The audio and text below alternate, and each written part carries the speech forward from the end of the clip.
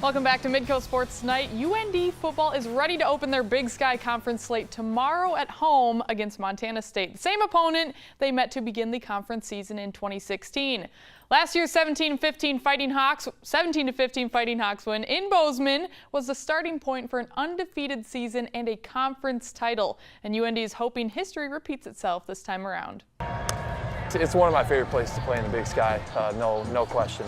The fan base, the camaraderie out there, it's really cool. It was a hostile environment, obviously, and just because they have a great fan base out there. I remember it being really loud that game and really having to focus, and Keaton really having to look back and yell at me, but I enjoyed it. You know, it was a typical Big Sky game on the road. I mean, it's a tough environment there. I think we finally got some hope just heading into conference play, just because our first two losses were pretty close games and we battled out against South Dakota in overtime, so we're just ready to get into conference play and kind of leave our mark.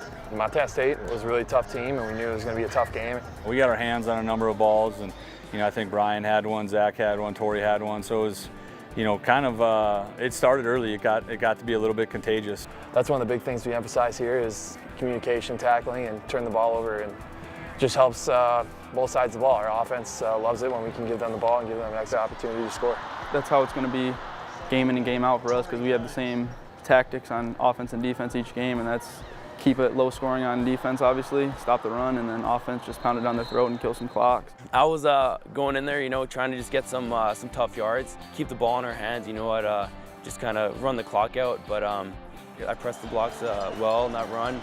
Linebackers over pursued. I bounced it back and just kind of saw an opening. You know what, this is my chance to make a statement. Breaks a tackle, he's at midfield, breaks another, 40, 30, he's gonna go! Brady Oliveira is into the end zone, touchdown North Dakota, 6. People to this day will still say that touchdown I scored kind of sealed the game for us, but there's no way, because if you look at it, when I scored that touchdown, there was still a lot of possession in the game. Brady scored, probably helped them, to be honest with you. Scored so quickly, and that was probably the best scenario for them to be able to get back and tie the game. We went up 8, and they got a big play, and we were able to tackle them about the 2 or 3 yard line, and then the next play they put it in, and we actually called timeout because we had a good idea what we thought was going to happen the next play.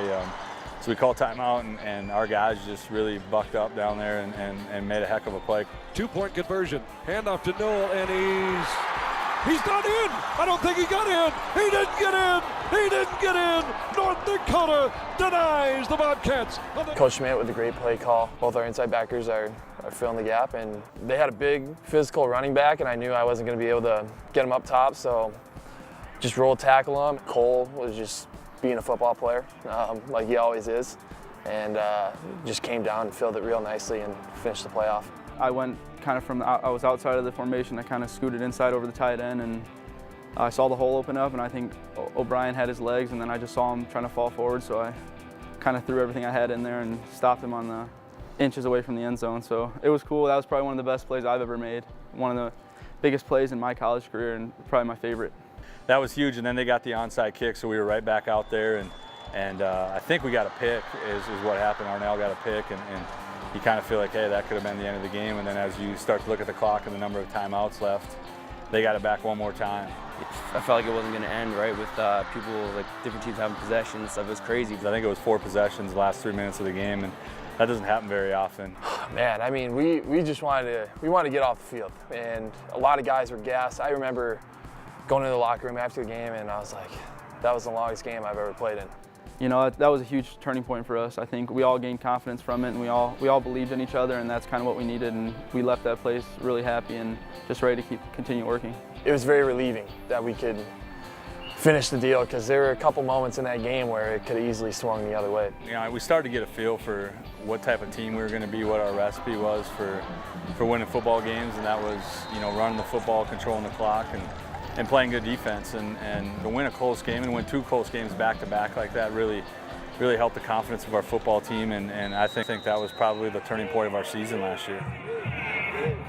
That win over Montana State might feel like a long time ago for UND fans, especially after the events of last week in Vermillion. But head coach Bubba Schweigert hasn't let one bad performance discourage him. Here's what he had to say about his team earlier this week.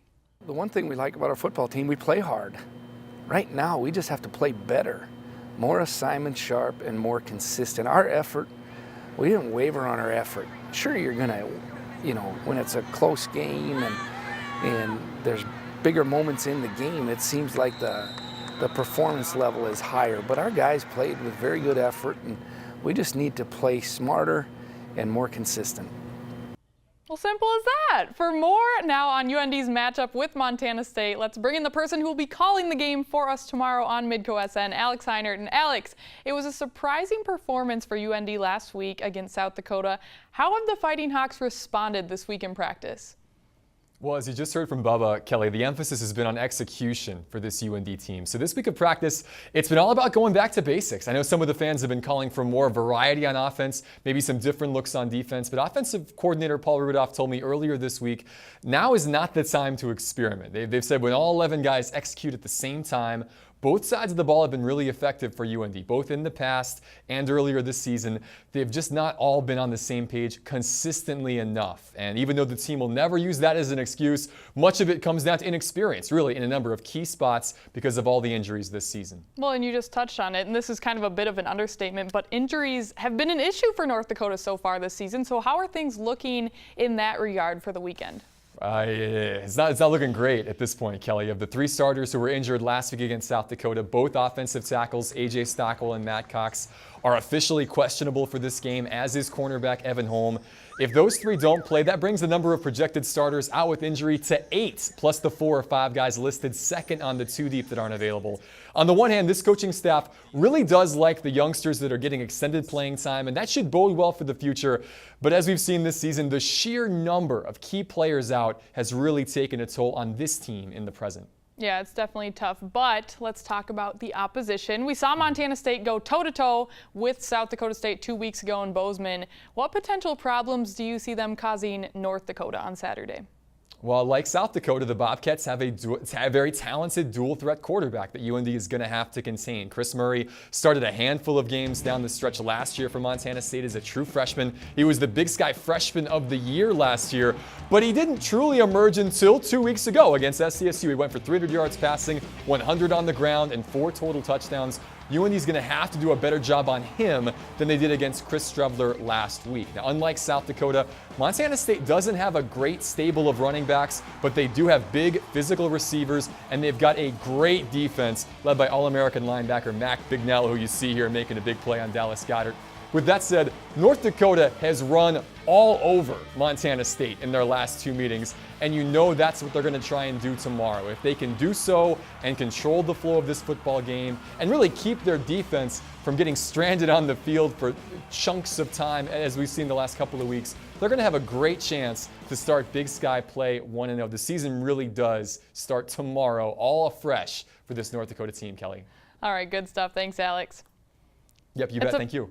It's a big one in Grand Forks tomorrow. Number 17 UND takes on that Montana State team. That's at 2:30 p.m. live right here on Midco SN. Don't miss it. But when we come back, another FCS preview. Midco SN's Brian Chong gives us all the details on tomorrow's matchup of Robert Morris at NDSU. Stay tuned.